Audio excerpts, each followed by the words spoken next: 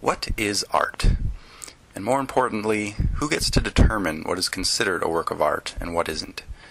These are the fundamental questions asked by any theory of art worth considering, including the art as institution theory, which basically states that art can only be considered true art after it has been deemed worthy of this status from the art world.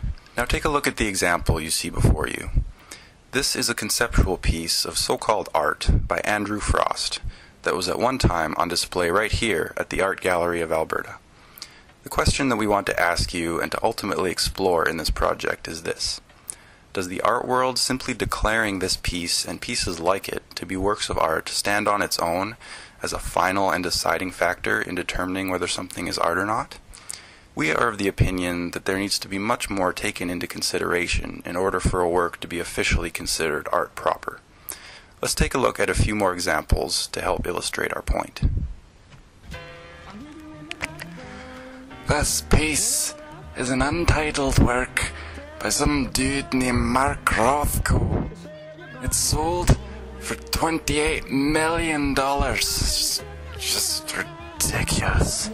Yeah, I don't understand. We don't get it. I don't think that's right. This is another untitled piece by Cy Twombly.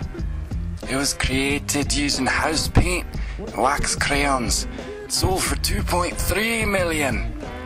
Conceptual abstract expressionism? More like the renderings of a 5-year-old practicing her alphabet. But hey, I guess it's not up to you now, is it? No, it's up to the art world, whoever they are. I don't think it's worth $2.3 million. Yeah. On a more serious note, this work by renowned Pablo Picasso consists of an old bicycle seat and handlebars welded together and is called Bull's Head. This probably required more thought because they're like, oh, this is shaped like this and this is shaped like this. Let's take it together. This is a bit more concept to it. Yeah, I feel like Picasso was like riding his bike one day. He's like, this kind of looks like a cow's head. And those handlebars kind of look like horns. Screw it, let's put it together. And finally, this piece was made by Peter Iannarelli and consists of a single piece of white bread pierced by an 18-karat gold-plated nail and hung from a piece of string. Need we say more? Yeah, no, I don't get it. Too much of a stretch. Yeah, too much. Yeah, I like that. I would say that's art because it's interesting, it makes you think, it's creative, it's weird.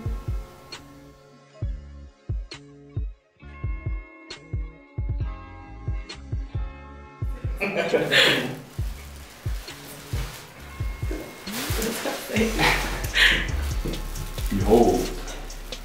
Life as a rock star.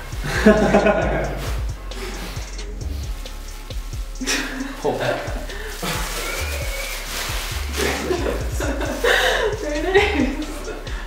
So, if you were just to see this, without any background information or other opinions or anything, would you take one look at it and would you say, yeah, that's a work of art or not?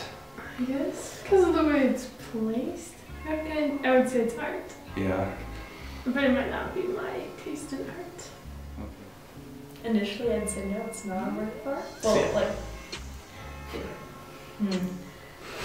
I would say yes.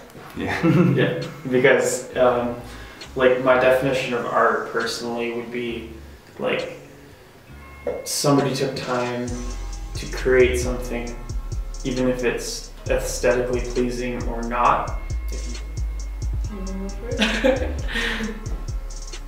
I think it depends on the context. It depends on where you see this. For sure.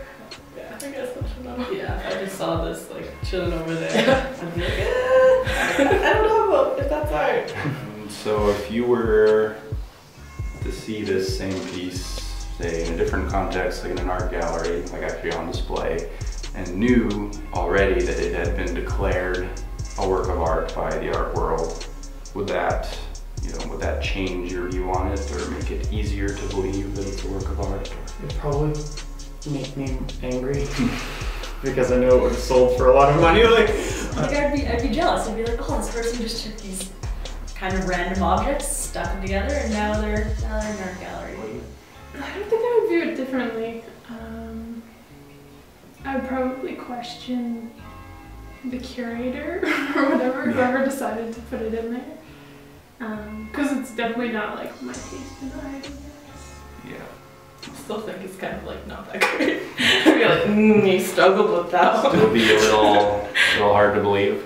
Yeah, that's like when you go into an art gallery and you see like the painting with, it's just all red, and it's like, this is a masterpiece. Yeah. And still, doesn't change my view on it. Yeah. Having said that, do you think just the art world declaring something a piece of art is enough? Or does there need to be more criteria than that for you to officially buy that something is a work of art? I think ultimately it's up to the person buying the piece. If they think it's art, go for it. But I would say they're like entitled to their interpretation of it, that they can think it's art. That doesn't mean I'm gonna think it's art. I think most people think like there should be more. Like somebody has to be like declare that this is art and this is not art, and like this is worth this much money and this is worth this much money. Through our exploration of this topic, we have found examples which have already been declared works of art by the art world that we find to be up to debate.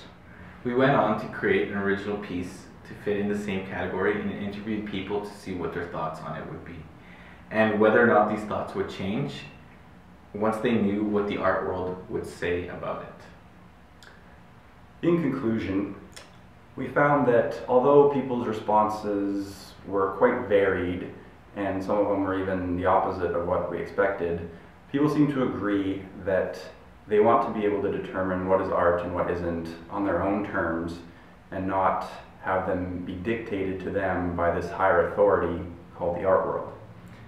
We are in agreement with these responses, and we think that they help to reinforce our original argument, which was that there needs to be more taken into consideration in the classification of art than just the art world's opinion, no matter how informed it might be. This video has been brought to you by Angry Artist. Productions. That is all.